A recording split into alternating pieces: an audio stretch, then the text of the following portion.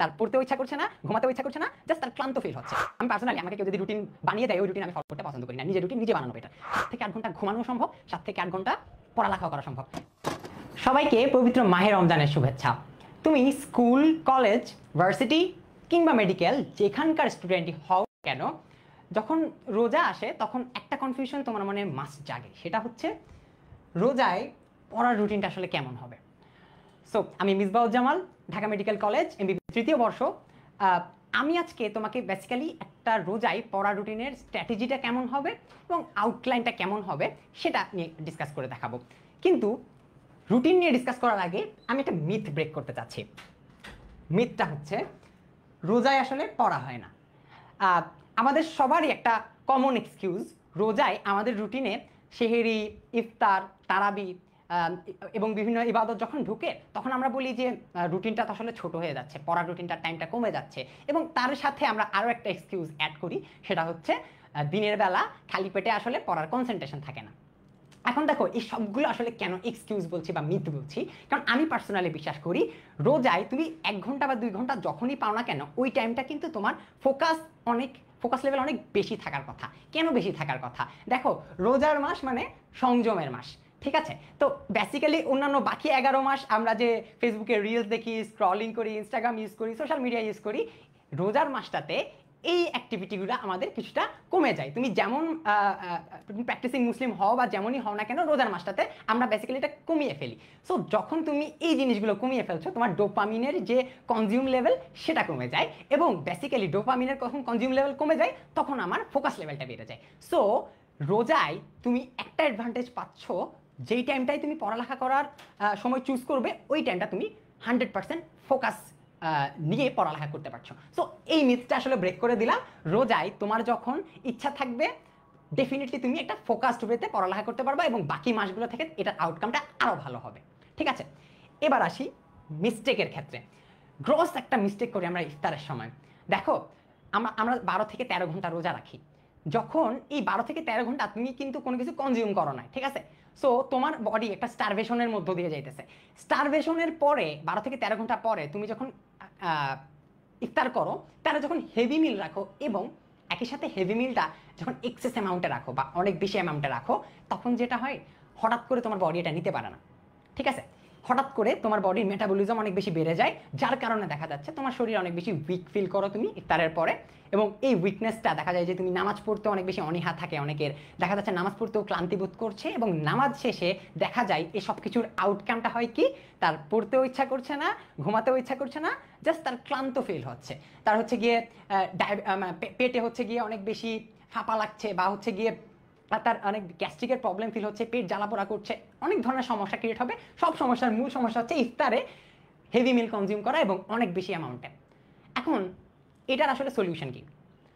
সলিউশনটা হচ্ছে, যখন ইফতার তুমি শুরু করবে, খেজুর বা হচ্ছে গিয়ে শরবত বা খুব লাইট কিছু দিয়ে শুরু করবে, এবং সেটা নেওয়ার পরে তুমি নামাজ পড়তে যাবে মাগরিবের, এবং নামাজ শেষে এরপরে তুমি আস্তে আস্তে বাকি যে ইফতারটা সেটা কমপ্লিট করো, কোনো সমস্যা নেই। আমার মেইন যে কনসার্নটা সেটা হচ্ছে একসাথে এত কিছু আমরা যাতে কনজিউম না করি। তারপরে আমাদের যে মশলাযুক্ত খাবার টাবার যেগুলো থাকে সেগুলো অনেক বেশি ম্যাটার করে ইফতারে, but the main thing is একসাথে কোনো কিছু একসাথে কনজিউম করবা না, যাতে তোমার ফোকাসটা আসলে টিকে থাকে। এবার আসি আমার রুটিনে, ঠিক আছে? এখন দেখো, বেসিক্যালি আমি পার্সোনালি আমাকে কেউ যদি রুটিন বানিয়ে দেয়, ওই রুটিন আমি ফলো করতে পছন্দ করি না। নিজের রুটিন নিজে বানানো বেটার। তো আমি বেসিক্যালি যে রুটিনের আউটলাইনটা তোমাকে দিচ্ছি না, সেটা বেসিক্যালি তোমাকে একটা থিম দেওয়ার জন্য, যে আসলে রোজায় এত কিছুর পরেও 7 থেকে 8 ঘন্টা আমি হিসাব করে দেখাবো, 7 থেকে 8 ঘন্টা ঘুমানো সম্ভব, 7 থেকে 8 ঘন্টা পড়ালেখাও করা সম্ভব। তুমি যদি একজন পরীক্ষার্থী হও, একজন এইচএসসি পরীক্ষার্থী, অ্যাডমিশন ক্যান্ডিডেট, মেডিকেল স্টুডেন্ট, যেই হও না কেন, 7 থেকে 8 ঘন্টা পড়ালেখা এবং সাথে 7 থেকে 8 ঘন্টা ঘুম ইজ মোর দেন এনাফ তোমার যে কোনো আউটকামের জন্য, রেজাল্ট ভালো হওয়ার জন্য হলেও বা পড়াটা একটু আগিয়ে রাখার জন্য হলো। সো বেসিক্যালি আমি আজকে দেখাবো দুইটা স্পেসিফিক সেগমেন্টে তুমি কীভাবে নিজের রুটিনটা বানাবা। আমি এখানে দুইটা টিম রাখছি, team day and team night. Team ডেতে বেসিক্যালি কারা আছে? দেখো, করোনার পর থেকে আমাদের সবারই, ম্যাক্সিমামেরই একটা হচ্ছে অভ্যাস হয়ে গেছে, রাত জাগার অভ্যাস। আমরা হচ্ছে রাতের পেঁচা হয়ে গেছি। আমরা ভোরের পাখি আসলে খুব কম দেখা যায়। তো এই প্রবলেমটার কারণে দেখা যাচ্ছে দুই ধরনের স্টুডেন্ট আমরা পাই, যা একদল হচ্ছে গিয়ে খুব তাড়াতাড়ি ঘুমাতে যাচ্ছে এখনো এই যুগেও, তারা আসলে তাদেরকে আমি একটা মেরিট পয়েন্ট দিব। বাট যারা এই কাজটা করতে পারছো না তাদের জন্য আমি আসলে একটা রুটিন বানিয়েছি। তো প্রথমে আসি, যারা রাত জাগাটাকে প্রেফার করবা এবং দিনের বেলা হচ্ছে গিয়ে পড়ালেখা করাটাকে হচ্ছে গিয়ে রাত না জেগে দিনের বেলা পড়ালেখাটাকে প্রেফার করবা, তাদেরকে আমি দিচ্ছি টিম ডে। তোমরা কখন ঘুমাবা? ঠিক আছে, দেখো একটা জিনিস, রাত 11টা জিনিসটা কেন লিখলাম? কারণ বেসিক্যালি আমাদের যে তারাবির সময়টা সেটা আসলে কিন্তু 11টার ভিতরে শেষ হয়ে যায়, রাত 11টার ভিতরে ম্যাক্সিমাম মসজিদে শেষ হয়ে যায়। সো যখন রাত 11টার ভিতরে তুমি তারাবি পড়ে আসবে, তুমি ডেফিনেটলি ক্লান্ত থাকবে, তোমার শরীর আর হচ্ছে গিয়ে আগাতে চাবে না। তো বেসিক্যালি এই সারাদিনের ইবাদত, তারপরে হচ্ছে গিয়ে সারাদিনের পড়ালেখা, এগুলোর পরে রাত 11টায় তুমি যখন বাসায় আসবে তারাবি শেষে, তুমি হইতেছে ঘুমিয়ে যাবে যত আর্লি সম্ভব, 11টার ভিতরে ঘুমাবা। এবং এই ঘুমটা হবে তোমার সেহরির আগ পর্যন্ত, সেহরি হতে পারে 4টার আগ পর্যন্ত, সেহরির জন্য তুমি তো আধা ঘন্টা রাখবে ডেফিনেটলি। ওইটা বাদ দিয়ে তুমি হইতেছে গিয়ে এই টাইমটা, পুরো টাইমটা হচ্ছে গিয়ে কি করবা? ঘুমাবা। ওকে, তুমি ঘুমাবা। ঘুমানোর পরে তুমি যখন সেহরি করবা, সেহরি করার পরে যখন ফজরের নামাজটা পড়বা, এগুলো করতে করতে তোমার ঠিক 6টা 6:30 বেজে যাবে। ঠিক আছে, তো এই 6টা 6:30 বাজার পর এই টাইমটা থেকে 2:30টা পর্যন্ত তোমার 8 ঘন্টা থাকছে, 8 ঘন্টা। ঠিক আছে, এই 8 ঘন্টা তুমি কি করবা? দেখো, টিম ডেতে কিন্তু একটা বিরাট অ্যামাউন্টের স্টুডেন্ট আছে যাদের এই টাইমটাতে ক্লাস থাকবে। ঠিক আছে, যাদের 7টা থেকে দুপুর 2:30টা পর্যন্ত ক্লাস থাকবে, মেডিকেল স্টুডেন্ট হলে ডেফিনেটলি, আর বা অন্যান্য ক্ষেত্রে কোচিং বা অন্যান্য জায়গাগুলো এখানে ইনক্লুডেড। সো টিম ডেতে যারা আছো তারা এই টাইমটাতে নিজের একাডেমিক কার্যক্রমের পাশাপাশি নিজের হচ্ছে যে কোচিং বা হচ্ছে নিজের পার্সোনাল পড়ালেখা সেটাকে গুছাবা কিভাবে। 8টা ঘন্টা তোমার কাছে আছে, ডেফিনেটলি আমি বলবো না 8 ঘন্টা তুমি পড়ালেখা করো। 8 ঘন্টা কোনোভাবে রোজাই কোনোভাবে 8 ঘন্টা পড়ালেখা করা পসিবল না। ঠিক আছে, কি এই 8 ঘন্টা তুমি কিভাবে কি করবা?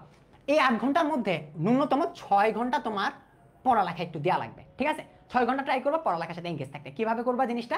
তুমি ধরো 6:30টায় শুরু করলা, তারপরে ধরো 2 থেকে 3 ঘন্টা পড়লা, পড়ার পরে তুমি হইতেছে গিয়ে একটা পাওয়ার ন্যাপ নিতে পারো।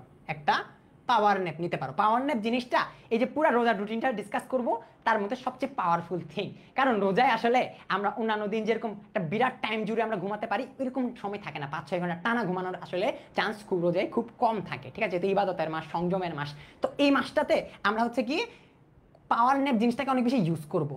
1 ঘন্টা, আধা ঘন্টা, 45 মিনিট তুমি হচ্ছে কি অ্যালার্ম দিয়ে রাখবা, দেখবা ডেফিনেটলি ঘুম থেকে উঠে যাচ্ছ। কারণ সকালবেলা তো তোমাকে কেউ ডেকে দিবে না, বাট এই টাইমটাতে তুমি ঘুম গেলেও তোমার হচ্ছে কি একটু পরে বাসার মানুষজন হলেও ডেকে দিবে, বা হলে থাকলে হলের রুমমেটটা ডেকে দিবে। তো পাওয়ার ন্যাপটা তুমি কিন্তু নিতে পারবা। ঠিক আছে, তো এই পাওয়ার ন্যাপটা নেওয়ার মাধ্যমে এই 8 ঘন্টার অন্তত 6 ঘন্টা আমরা পড়ালেখা করব। 6 ঘন্টা না হোক 5.5 ঘন্টা, 5 ঘন্টা পড়ালেখা করব, বাকি টাইমটা আমরা ঘুম বা রেস্ট নিব। কিংবা এই পুরো রুটিন যখন ডিসকাস করতেছি, যে টাইমটাই আমি বলবো যে হচ্ছে এক্সট্রা পাচ্ছ, ওই টাইমটা তুমি ইবাদতে দাও। তুমি দরকার হয় কোরআন পড়ো। ঠিক আছে, বা যে কোনো কিছু একটা করো, রোজাই তোমার হচ্ছে কি সোয়াবটা বাড়বে আর কি। আচ্ছা, এবার আসি, এই 8 ঘন্টা ডিসকাস হয়ে গেল। এরপরে 2:30 থেকে কি করবো? তুমি জোহরের নামাজ তো পড়ে ফেলবা, এর মধ্যে জোহর থেকে আসর তুমি একটা ঘুম দাও। ঠিক আছে, এই যে পাওয়ার ন্যাপটা তো তুমি এর মাঝখানে দিছো না, তো তুমি আবারও ডেফিনেটলি টায়ার্ড হয়ে যাবা, তুমি এই টাইমটাতে একটা ঘুম দাও। কোয়ালিটিফুল একটা ঘুম নেওয়ার পরে আসর থেকে ইফতারের আধা ঘন্টা আগ পর্যন্ত তুমি কি করবা বলো দেখি? 1 ঘন্টা তুমি এখানের মধ্যে পাচ্ছ, ডেফিনেটলি 1 ঘন্টা প্লাস বা 1 ঘন্টার কাছাকাছি পাচ্ছ আসরের নামাজ শেষ করার পর।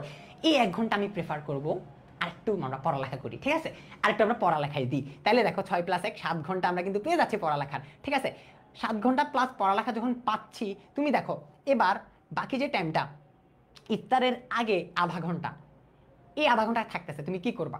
তুমি কি এই আধা ঘন্টা পড়ালেখা করবা? না, ডেফিনেটলি রোজার মাস, ইফতারের আগে হচ্ছে গিয়ে বেশি বেশি ইবাদত করার ট্রাই করবা। তুমি বেশি কোরআন খতম দেওয়ার ট্রাই করতে পারো, কোরআন পড়তে পারো, এবং ইফতারের আগে হচ্ছে দোয়া বেশি বেশি কবুল হয়। তো এই টাইমটা তুমি ডেফিনেটলি আধা ঘন্টা অন্তত ইবাদতের মধ্যে থাকবা। ঠিক আছে, আচ্ছা, এবার এই ইফতারের পর থেকে তারাবি পর্যন্ত যে টাইমটা, এই টাইমটা তুমি কি করবা? ঠিক আছে, দেখো একটা জিনিস দেখতে পাবা, ইফতারের আগ থেকে তারাবি পর্যন্ত এবং ইফতারের পর থেকে তারাবি পর্যন্ত দুইটার ক্ষেত্রেই টিম নাইট এবং টিম ডে আমি কিন্তু কমন জিনিস রাখছি। কেন?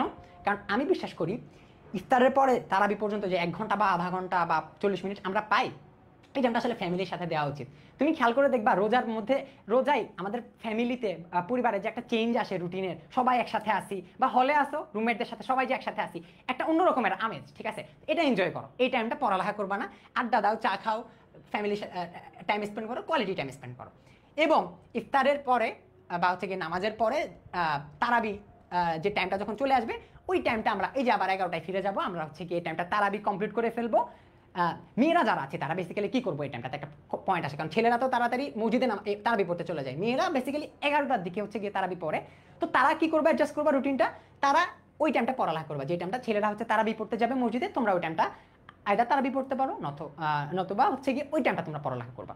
আর 11টার পরে হচ্ছে গিয়ে ঘুমাইতেও পারো, ওই যে আবার টিম ডে বা টিম নাইটে চলে যেতে পারো, ঠিক আছে? সো মেয়েদের ক্ষেত্রে জিনিসটা আমি উল্লেখ করে দিলাম। এবং তোমার এই যে টিম ডেতে যারা আছো তাদের ক্ষেত্রে ক্যালকুলেশন দাঁড়াচ্ছে ঘুমের তুমি 7 ঘন্টা, ঠিক আছে? তুমি 7 ঘন্টা ঘুমাইতে পারতেছো, মোর দেন এনাফ। 7 ঘন্টা ঘুম মোর দেন এনাফ, 8 ঘন্টা পড়ালেখা মোর দেন এনাফ। সো তোমার রুটিনটা এই জায়গায় একটা স্ট্র্যাটেজি, একটা গাইডলাইন আমি প্রোভাইড করতে পারছি আশা করি। সো টিম ডে শেষ, এবার আসি আমি টিম নাইটের ক্ষেত্রে। দেখো রাত জাগা পেঁচা যারা আছো তারা কি করবা, তোমরা যখন তারাবি পড়ে আসবা 11টার দিকে বা 10:30টার দিকে, তোমরা হইতেছো সেরি পর্যন্ত টাইমটা পড়ালেখা করবা, ঠিক আছে? এটা কত কত অ্যামাউন্ট, 4 থেকে 4.5 ঘন্টা তুমি ডেফিনেটলি পাচ্ছ। এবং একটা জিনিস উল্লেখ করে নি, ঠিক আছে? সেটা হইতেছে আমরা যে পড়ালেখা করবো বলতেছি, কোন পড়ালেখাগুলো করব? তুমি কি যে কোনো টাইমে ম্যাথ পড়বা, তুমি যে কোনো টাইমে ফিজিক্স পড়বা, যে কোনো টাইমে কঠিন কোনো কিছু পড়বা না, একটু স্ট্র্যাটেজি ফলো করবা। সেটা কি জানো? সেটা হইতেছে গিয়ে যখন আমার দিনের বেলা একটু ডেফিনেটলি স্টারভেশনের কারণে একটু ফোকাস কমে যায় আমাদের, আমি প্রথমে বলছি ফোকাস তো থাকবে বাট হালকা কমে, তো ওই টাইমটাতে না আমার কঠিন কিছু আসলে পড়া আমি রাখতে চাইতেছি না। সো যারা টিম ডে আছো তারা হইতেছে গিয়ে দিনে যখন পড়ালেখা করবা, এই যে দিনে যে পড়ালেখা করতেছো না, একদম লাইট জিনিসপাতি রাখবা, ঠিক আছে? ম্যাথ ফিজিক্স এগুলো একটু রাতের দিকে যখন পড়বা তখন রাখবা, ঠিক আছে? এই যে এই টাইমটাতে যখন পড়বা তখন রাখবা, যখন পেট একটু ভরা থাকবে ওই টাইমটাতে তুমি একটু কঠিন জিনিসপাতিগুলো পড়ার ট্রাই করবা, ঠিক আছে? আর যখন ফিল করবা যে টায়ার্ড লাগতেছে, বিষাদগ্রস্ত লাগতেছে, অবসাদ ফিল করতেছো, তখন আইদার পাওয়ার ন্যাপ নিবা, নয়তো লাইট জিনিসপাতি পড়বা। আচ্ছা, এবার রুটিনে ব্যাক করি। আবার কোথায় ছিলাম আমি? হইতেছে গিয়ে এই যে তারাবি থেকে সেহরি পর্যন্ত 4.5 ঘন্টা তুমি পড়ার কিন্তু টাইম পাইতেছো। এরপরে ফজরের পর থেকে দুপুর 12:30 পর্যন্ত, বুঝছো, হিউজ টাইম হইতেছে কি তুমি ঘুমানোর জন্য পাচ্ছ, ঠিক আছে? এই পুরো টাইমটা তুমি ঘুমাবা এবং ট্রাই করবা 12:30টার ভিতরে উঠে যাওয়ার। এবং 12:30টার ভিতরে যখন আমি উঠে যাব, এরপর আমি কি করব দেখো, এটা তোমার হিউজ টাইম। তুমি উঠেই নামাজ পড়বা, নামাজ পড়ার পরে কতক্ষণ টাইম পাইতেছো? প্রায় হইতেছে 2.5 ঘন্টা টাইম পাইতেছো। এই টাইমটাকে তোমার ডেফিনেটলি পড়ালেখা করা লাগবে, ঠিক আছে?